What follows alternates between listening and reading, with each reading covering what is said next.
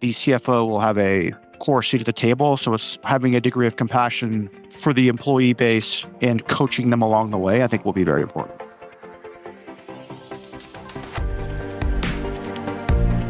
Welcome back to CFO Weekly, where we're talking with financial leaders about how to build efficiency in their teams, create time for strategy, and ultimately get results. This podcast is brought to you by Personiv, the trusted leader in finance and accounting outsourcing for over 30 years. See how Personiv's customized solutions can help you streamline your operations with teams that start as small as one. Visit the website at personiv.com to learn more. I'm your host, Megan Weis. Let's jump right in. Today, my guest is Jason Godley. Jason is Chief Financial Officer at Xactly, a Vista Equity portfolio company. Xactly leverages a data-driven approach that provides insights across the entire SPM value chain, from sales planning to execution, including compensation to optimization. With access to predictive analytics and benchmark data, enterprises can now create optimal sales resource and capacity plans, balance territories, design the right compensation and incentive plans, and accelerate attainment and optimization of sales performance. Xactly provides the only AI-powered platform that combines revenue intelligence and sales performance management so organizations can unlock their full revenue potential. Backed by 2 decades of pay and performance data, Xactly's intelligent revenue platform is designed for finance, revenue, compensation, and sales leaders who want to drive quality, sustainable revenue. Jason, it's great to have you with us here today. Yeah, thanks for having me. Looking forward to the discussion. So you've built a career at the intersection of finance, sales, and technology, and few leaders have had a front row seat to how AI is reshaping that landscape quite like you. So let's start at the beginning. Was there a specific moment or experience that made you realize that AI could truly transform the finance and sales ecosystem? And how has that shaped your approach at Xactly? Good question. I think there was everybody's first moment, which was like ChatGPT. It was really hard to grok, at least from a business perspective, where that could go. So I got very curious around how the technology actually worked in terms of large language models. And I'm not a technologist, but spent a lot of time on YouTube understanding neural networks, how it worked, how it was able to actually do what it did. So I think that for me, I would say sparked 2 things. One, really tasting how it works and the power of where it could be used and where it could go. I think at the same time, it provided clarity too around some of the limitations of the technology. So I think that was the light bulb for me. And then as more applications came online and just following the space, connecting dots, you could really see the power of where it could be used. But I think it also framed in my mind, I think this will be a theme throughout our conversation, is like on one hand, holding 2 conflicting thoughts in my brain at once, which are one, really understanding the power of generative AI and where it can go, both in the near term and long term. And also, and maybe this is CFO in me, a bit of inherent skepticism, if you will, right? Having lived through a handful of technology cycles, knowing that there's going to be fits and starts, if you will. So I'm constantly balancing, leaning into how it could be very interesting, coupled with how do we make sure we're balancing the trade-offs of the risks of the technology. So as we think about Gen AI at Xactly, we have I think it's called our Gen AI Council, across 3 pillars. One is, how do we think about building into our product generative AI? We think about it in terms of internal tools, which is maybe where the CFO swim lane is. And then element 3 is overall governance, which I think is probably worth talking about too later.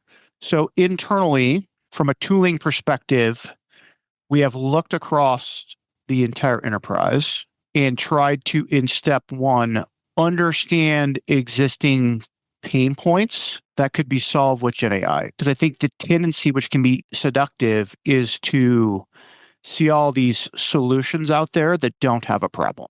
So how do you be very discerning around clearly identifying a problem that fits within the solution set of Gen AI and being thoughtful around what could work and not work? So I think we have found, it's almost like, I'll use the analogy. So think about, maybe this is a bad analogy, but I was thinking about this morning. You're like the coach for the US track and field team, and there's a brand new shoe that comes out. Let's say that shoe is Gen AI. Well, that shoe may be perfectly built for the sprinters, but for shot put or the long jump, that shoe may not be right dialed in. So that, I think, lends itself to prioritizing, okay, where does Gen AI really solve pain points? And let's deploy it as soon as possible. So I think one of the early use cases that remains today is on the engineering team, like using generative AI to code stuff. And then in some cases, the shoe doesn't fit quite perfectly. So how do you, specifically in the finance and accounting organization, how do you identify areas of the organization where it can be helpful or not helpful? Where do you lean in and where do you kind of pause to wait for the technology to evolve? So that's kind of how we're thinking about it internally. And before we get into the meat of the conversation, Yes. tell us a little bit about yourself and your career and Xactly. Sure. So I've been in broadly defined finance for the last 20 plus years. Started out in public accounting. So I was a CPA with PricewaterhouseCoopers for 6 years, 3 years in Denver, 3 years in Paris. And then I went to business school and then went to work for Wall Street for 7 years in the Bay Area. And then for the last 10 years, I've been CFO of private equity and venture-backed companies. So I think during that time, right, while I've been a quote unquote finance guy, it's been within the industry of enterprise technology, experience from software to data centers to you name it in terms of enterprise technology. So that's always been my lens. And Xactly, let's talk about that for a minute. So Xactly is in the what we call the sales performance management space. But what that means is we solve a handful of pain points for our customers. So we think about helping our customers first and foremost with their compensation plans. How do you make sure that your sales reps, you're designing comp plans for them and your sales organization is getting paid fairly, et cetera, et cetera? Is there visibility for the CRO, for me, and for the actual sales reps themselves to understand, hey, I earned my commission this month. What's it going to make sure it hits my paycheck, right? So that's the very plain vanilla version, but that's part of a broader suite of solutions, right? We also have, even before the reps in the company calculates their commissions, we offer the sales organization, which overlaps with RevOps and finance. How do you even think about designing compensation plans?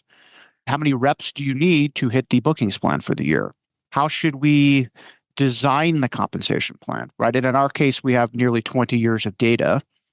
We can actually leverage that to inform the management team on how to square their own business performance as it relates to this part of the organization around what are other companies doing, what are other companies' comp plans look like, and we can use that benchmarking insights to make sure that however you're architecting your go-to-market organization, you can leverage best-in-class information.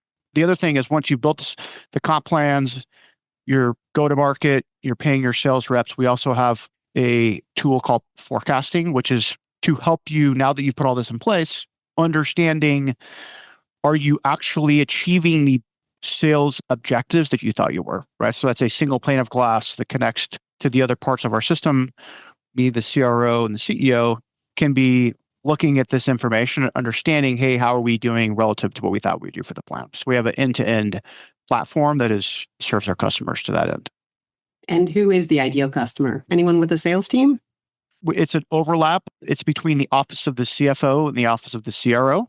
I think we'll get into this later with Gen AI, but I think the lines are blurring around the usage of tools, right? So we have historically been office of the CFO, and given this multitude of our 3 pillars of our platform, that is also overlapping with, say, RevOps and the sales organization. And let's dig a bit deeper into how this next wave of AI, particularly agentic AI, differs from what we've seen before. So first of all, how do you define agentic AI? And secondly, what makes it distinct from earlier generations? So I think agentic AI is a colleague that can help you, and again, this will evolve over time, that I think can help execute processes with data, with some, I'll you quote, thinking to help you do analysis and tasks easier, faster, in some cases smarter than you could in the past, right? So I think the difference from the past is take RPA or some of the earlier technologies, you have to really, paint by numbers to get the outcome you want, and it doesn't have this quote thinking ability to sort through unstructured data, different things to help you in a manner that Gen AI can do that the former technologies could not do. So there's an extra layer of, it's almost going from 2D to 3D in terms of the possibilities of what you can do with Gen AI. And once leaders understand what it is, the next question often becomes when to invest. So from a CFO's perspective, how do you determine whether now is the right time to adopt agentic AI? And how do you assess ROI when the technology itself is evolving so rapidly? Yeah, so I think to start, it comes back to where I started, which is I think the mindset of these competing, let's go fast, could be very interesting. And also, I think the natural inclination from a CFO to ensure you're not getting over your skis, right? So I think it takes a bit of courage from the CFO's perspective to not only go fast and invest, but also don't break things, if you will. So there's always that tension going on. We try to take an intentional approach around how to think about that question. So we start by identifying either tops down or bottoms up an area of opportunity where it could be interesting. In relative to where the market is today, you can oftentimes get free or not too expensive tools to just go out and tinker, right? So we have a bunch of stuff in the wilderness. Are people using it? Why are people not using it? Not using? Is it interesting? Not interesting, right? So get it out there, get it used, and what is the adoption and what is the feedback? So we have an inventory, for instance, at Xactly around a fairly lengthy list of agentic AI and regular Gen AI assistants that people are using throughout their days. We're entering a phase now that we kind of inventory, we're tracking who's using it, not using. So we have quantitative data around who's using it. We get real-time feedback. We're entering a phase around, okay, what are the workflows or what are you doing that you used to do, and try to quantify the incremental impact of the business around something that's being done. And it's a bit abstract because you want to pin it down, but sometimes it's very difficult because you're maybe adding, hey, I can do something faster, or I'm doing something more that I couldn't do, even though it could be a bit squishy. We try to put numbers around it to start to quantify the ROI. And you have a range of outcomes. You have certain things that are very easy to quantify, very clear ROI, things that are less clear. And then that's when you get into, okay, what is the cost, if you will, of this particular solution? What is the risk of using it, which we can talk about governance later. And then those two overlapping things, you can start to inform whether you should lean into investing or pause and wait for the technology to evolve. And building on that, Xact has been a pioneer in sales performance management and revenue intelligence. How do you see agentic AI enhancing these capabilities compared to traditional analytics or automation tools? So today in our platform, we have two different things. We have assistants. So how do you just make it easier to interface with the solution, right? So as opposed to typically software, you have drag and drop and you're following a workflow, if you will, to do things. Now you can use the prompt engine to literally go in and have it do things that you otherwise drag and drop, if you will, that makes it a lot easier from the user perspective. We also have agents. We have our own tool for this called Extend. If you want to build a bespoke application that may talk to and pull data from our solution or data from your CRM or data from another application, you're able to build actual workflows or reporting without being a technologist. And you're able to now use our agent builder tool to facilitate ease of our customers building high value applications, right? Because we have found a lot of our customers, while they love our platform, like, hey, I'd love to build this other dashboard over here or integrate this data, right? So we hand over the toolkit for them to be able to do that. I think over time, what you will find is, and I mentioned this earlier, today, I think generally people think in terms of functions, right? Sales function, RevOps function, finance function. I think with the advent of generative AI, I think the lines are going to start to get more and more blurry. So think about at the executive level, in particular the CFO, you're seeing everything happening in the business. So I think of it as what's happening exactly. I don't think what is happening in a particular function. So as we continue to build our platform, it by default is going to be connecting to our CRM the finance and accounting tools, the FP&A tools. So over time, you're going to be able to have an end-to-end platform through the use of agents that can, at scale, orchestrate, for instance, the planning process. So today it's the sales planning process, and you kind of have these workflows, you hand it off between functions. The agents can almost do the territory planning, how many sales reps, all the way through to the FP&A budget over the next 3 years through the use of agents with guardrails, with humans in the loop to actually orchestrate and manage the entire process. A lot of times, companies, again, this is very siloed, different systems, different data sets, with humans doing a lot of the work. Over time, that will go away, and it becomes much easier and smarter and faster for organizations to then plan end to end, and really the silos start to blur. And I think we're well positioned based on our platform to be really a part of that journey for customers.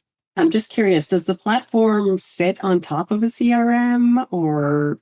It's on top of itself in its own data layer and its own application layer, its UI, UX, all the components of the platform. But it certainly talks to the CRM, the FP&A tool. It's constantly sharing and leveraging data from other systems of record.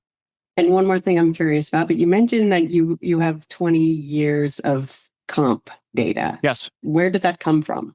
So as part of our arrangements with our customers, we just anonymized.